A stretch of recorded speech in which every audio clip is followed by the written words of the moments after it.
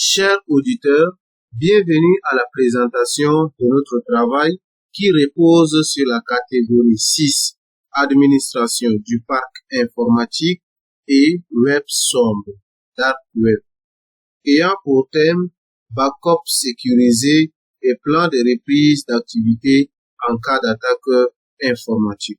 Notre travail sera structuré suivant le plan ci-dessous. Dans un premier temps, nous allons parler des intérêts et justifications du sujet. En second, des concepts clés. Par la suite, ressortir les impacts en Afrique et en quatrième point, présenter les solutions envisagées. Et enfin, ressortir les leçons à retenir qui vont nous permettre de se prendre en main en cas d'attaque informatique. Au cours de cette présentation, plusieurs voix vont intervenir. Pour la présentation du grand 1, justification et intérêt du sujet, je suis Salah Joseph Ahmed, étudiant en informatique à l'Université de Yaoundé. Alors, c'est quoi l'intérêt ici des backups sécurisés et des plans de reprise d'activité, en d'autres termes des PRA? Nous sommes à une époque où les données sont importantes, où les données doivent être sécurisées, où il y a plus de données. Alors, mettre en place un backup sécurisé, un plan de reprise d'activité, permet déjà d'avoir accès à nos données en temps voulu. Également, cela garantit la continuité des activités en cas d'attaque. Donc, en cas d'attaque, nous sommes souvent susceptibles de perdre plus de temps, de perdre des données, et cela prend plus de temps. Alors, cela nous garantit de continuer les activités à travers les données sauvegardées au préalable grâce au backup et grâce aux différentes possibilités que nous offre le PRA. Également, cela permet de réduire le temps de paralysie des systèmes. Si nous avons au préalable enregistré nos données grâce au backup, le PRA n'aura pas de difficulté à prendre en compte ces données et de relancer le système le plus rapidement possible, voire ne même pas remarquer en fait une paralysie. Cela permet également de renforcer la résilience des infrastructures informatiques. Donc plus notre backup est bien élaboré ainsi que notre PRA, plus notre infrastructure est susceptible de résister aux attaques informatiques. Alors d'après les chiffres que nous avons ici en bas, nous pouvons remarquer que il est encore plus important à notre époque où nous manipulons plus de données de prendre en compte cela. On peut par exemple remarquer là qu'il y a eu 5629 violations de données personnelles, ce qui est énorme, sans compter les données et sans compter la quantité de données que chaque personne peut avoir. Et cela augmente chaque année. De plus, les PME, environ 82%, ne parviennent pas à survivre à une attaque informatique et perdent énormément de données, sûrement dû à une absence d'une bonne structure de backup et d'une organisation de PRA. Également, 76% des entreprises ont subi une perte de données sur les 2 dernières années, souvent en raison d'une sauvegarde absente, mal configurée ou compromise. Donc compromise, c'est-à-dire les informations ont pu être détruites grâce à l'attaque. Aussi, 82% de demandes recensées. 82% demandent l'assistance pour cyberattaque en 2024. Ce qui devrait être plus si, bien évidemment, ces techniques sont prises en charge.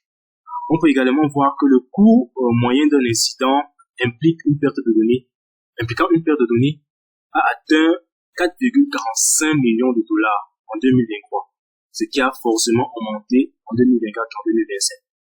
Et si déjà en 2023 c'était un record historique, clairement en 2025 ce sera encore un autre record battu. D'après le rapport de Microsoft Digital Defense, qui nous met en garde par rapport à l'absence de backup, il est noté que 15 à 25% de données ont été perdues. Voici par exemple un graphe qui recense pour les années 2023-2024, selon les secteurs d'activité, la quantité d'attaques qui ont eu lieu. Comme vu au préalable, les PME sont plus attaquées en 2023, il s'agit de 34%, et en 2024, 37%. Cela a augmenté. Donc, pour plus de détails, vous pouvez avoir accès à ces ressources et informations sur les sites officiels CNIL et le site officiel de Microsoft System Defense Report. Vous verrez en détail toutes ces informations-là et serez davantage informés sur les risques que nous courons si nous ne mettons pas en place de backup sécurisé et des plans de reprise d'activité. Pour la présentation, je m'appelle Belde Toumenga Chira, étudiant en licence 3 en informatique de l'université de Nganderi. Pour la suite de notre travail, je vais nous présenter les concepts clés de notre thème, qui repose sur le backup sécurisé et plan de reprise d'activité en cas d'attaque informatique. Dans un premier temps, nous allons parler d'abord de la sauvegarde sécurisée. Dans la sauvegarde sécurisée, nous voyons cinq concepts clés. On a type de sauvegarde. On peut avoir des sauvegardes complètes et sauvegardes partielles. Complète, ça prend en général les fichiers, les dossiers et leur configuration. Tandis que partielle, ça prend seulement une partie de la sauvegarde. On peut avoir également un stockage sécurisé. Dans le stockage sécurisé, on peut avoir local, externe, cloud ou avec chiffrement. Maintenant, dans les fréquences de sauvegarde, il peut générer des fréquences quotidiennes, hebdomadaires ou bien en temps réel. Et là, on peut avoir par la suite la protection contre les ransomware. C'est un type d'attaque. Maintenant, il faut également avoir un type de sauvegarde pour éviter cela. C'est pourquoi on a ici les types de sauvegarde immuable et hors ligne. Immuable veut dire que même l'administrateur n'a pas accès à la modification de ces fichiers. Et hors ligne veut dire qu'on enregistre dans un disque dur externe ou dans un lieu bien sécurisé. Maintenant, on peut avoir également les tests de restauration. Les tests de restauration nous renvoient à la vérification régulière de l'intégrité du sauvegarde. Et dans la partie 2, on prend en compte le plan de reprise d'activité. Dans le plan de reprise d'activité, on a également 5 concepts clés. Dans ces 5 concepts clés, la première est l'analyse d'impact sur les activités. Pour mettre en place un plan de reprise d'activité, il faut d'abord évaluer les conséquences d'une interruption. Après une interruption de sauvegarde, quelles sont les conséquences sur l'entreprise ou bien sur une administration? Et là, il faut également établir des stratégies de reprise. Avoir un plan B qui nous permet d'éviter des pertes de données. Pour avoir un plan B, il faut également établir un plan de communication. Un plan de communication nous renvoie peut-être à un type d'alarme qui sera établi dans le sauvegarde ou bien à une notification qui sera envoyée. Également, les tests et simulations. Avoir les tests et simulations veut dire exercer régulièrement pour valider l'efficacité du plan. Avant de mettre un plan de reprise d'activité en place, on doit tester si ce plan fonctionne normalement ou pas. Et également avoir sécurité et conformité. Sécurité et conformité nous renvoient à respecter les normes de ISO 27001 et le règlement général du plan d'activité. Donc tout cela nous renvoie à respecter ces normes avant de mettre en place un plan de reprise d'activité. En général, on peut résumer qu'un plan de reprise d'activité bien pensé permet de minimiser les pertes et de garantir une reprise rapide des opérations après une cyberattaque. Pour mieux vous éclairer sur ces concepts, vous pouvez consulter ces 3 sources qui sont en dessous de notre travail et ça va vous mieux s'éclaircir et de quoi est constitué le sauvegarde sécurisé et le plan de reprise d'activité. Merci pour votre attention. Je me présente sous le nom de Ahmed Idriss Mamad pour la suite des parties. Je vais vous illustrer quelques impacts en Afrique du backup sécurisé. L'Afrique en général connaît une croissance numérique rapide, mais cette transformation s'accompagne d'une augmentation des cyberattaques. Les principaux impacts en Afrique seront la protection des données sensibles, la continuité des opérations, la confiance numérique, la conformité réglementaire et la compétitivité économique.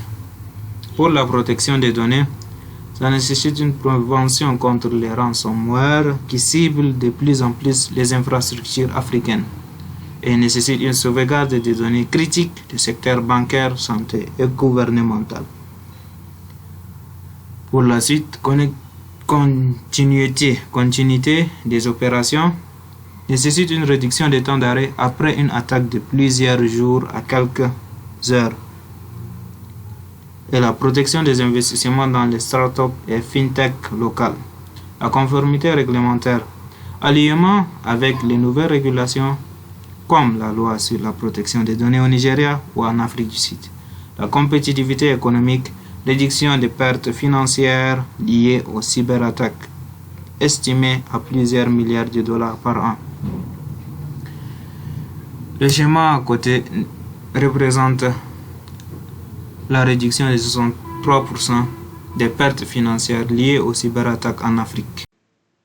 Je me nomme Omar Mohamed. Il sera question pour ma partie de vous présenter les solutions à envisager lors d'un backup sécurisé et plan de reprise d'activité en cas d'attaque informatique.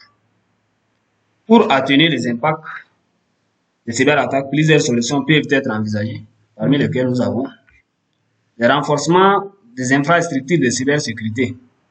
Il sera question ici d'investir dans des technologies de sécurité avancées telles que des systèmes de détection d'intrusion et des solutions de sauvegarde en cloud. Parlant toujours des solutions envisagées, nous avons également les formations et sensibilisation. Il consiste ici d'éduquer les employés sur les meilleures pratiques en matière de cybersécurité pour réduire les risques d'erreurs humaines qui sont souvent à l'origine de violations de sécurité. Comme solution, nous avons également les collaborations régionales. Il sera question ici d'établir des partenariats entre le gouvernement, le secteur privé et les organisations internationales pour partager des informations sur les menaces et les meilleures pratiques en matière de cybersécurité. Prenons par exemple le cas de l'ANTIC, qui est une agence nationale de technologie de l'information et de la communication qui a signé un partenariat avec le gouvernement camerounais afin d'assurer la sécurité en cas d'attaque informatique. Malgré les solutions envisagées, il n'y a pas une solution fiable à 100%, ce qui signifie que même en prenant les bonnes mesures de sécurité, une entreprise demeure vulnérable. Merci pour votre attention. Chers auditeurs, nous sommes arrivés au terme de notre exposé. Pour finir, nous allons expliquer cette partie qui concerne quelques leçons à donner, d'où ça va aider ou mieux orienter notre idée sur notre thème même. La principale leçon à retenir est que la cybersécurité ne doit pas être considérée comme une dépense, mais comme un investissement stratégique. Il faut investir pour mieux éviter les attaques. Il ne faut pas attendre pour réagir après. C'est pourquoi il faut anticiper les menaces. On anticipe les menaces, ça permet également d'éviter la perte des données. Également, il faut évaluer régulièrement les systèmes. En évaluant régulièrement les systèmes, il faut connaître d'abord l'importance de sauvegarde régulière. Puisque si on connaît l'importance de sauvegarde régulière, ça va nous amener également à évaluer régulièrement les systèmes. Et également, il faut connaître de quoi est constitué le stockage sécurisé des backups. Dans le stockage sécurisé des backups, on a parlé de différents types de sauvegarde. On a parlé des types de sauvegarde complètes et types de sauvegarde partielles. Complète, ça prend en général les fichiers, les dossiers et leur configuration. Tandis que partiel, ça prend d'abord deux parties. On parle de sauvegarde incrémentale et sauvegarde différentielle. D'où incrémental prend en compte seulement la dernière modification, tandis que différentiel prend en compte la première sauvegarde, ce que je dis dès le début, la sauvegarde complète. Maintenant, il faut également avoir un plan de reprise d'activité structuré. Avoir un plan de reprise d'activité structuré, c'est-à-dire respecter les normes d'abord d'ISO, les normes internationales, ISO 27001, et également respecter certains règlements qui nous permet au fait de suivre les procédures et tester et avoir une simulation de sauvegarde. Il faut à chaque fois tester notre système, si voir notre système est au top, à jour, permet d'éviter les attaques et tout. À également former des équipes. Former des équipes, il faut avoir certains informaticiens de base qui s'habituent avec le système, qui connaissent également un niveau élevé de la cybersécurité, qui peuvent lutter contre ces attaques afin d'éviter également les pertes de données des entreprises ou bien d'une administration de l'État. Il faut avoir également une redondance et une haute disponibilité. Et enfin, répondre rapidement aux incidents. On n'attend pas avant de répondre. En informatique, s'il y a une attaque, il faut répondre à la minute même. Mais attendre après 1 heure, 2 heures avant de répondre, l'entreprise ou bien l'administration risquerait de perdre assez ces données. Et ça ne peut pas, au fait, plaire aux clients. Ça risquerait également de perdre ses clients. Par exemple, si dans une entreprise où les clients viennent sauvegarder leurs données et qu'ils entendent ou bien ils écoutent qu'il y a une attaque et il y a une perte de données, ça va causer également la perte de certains clients et l'entreprise ne va pas fonctionner comme il le faut. C'est pourquoi nous vous conseillerons de mieux établir, avoir un plan d'activité de reprise. Toujours, il faut avoir ce plan et il faut avoir également une sauvegarde très sophistiquée pour éviter les attaques. Merci pour votre disponibilité tout au long de cet exposé.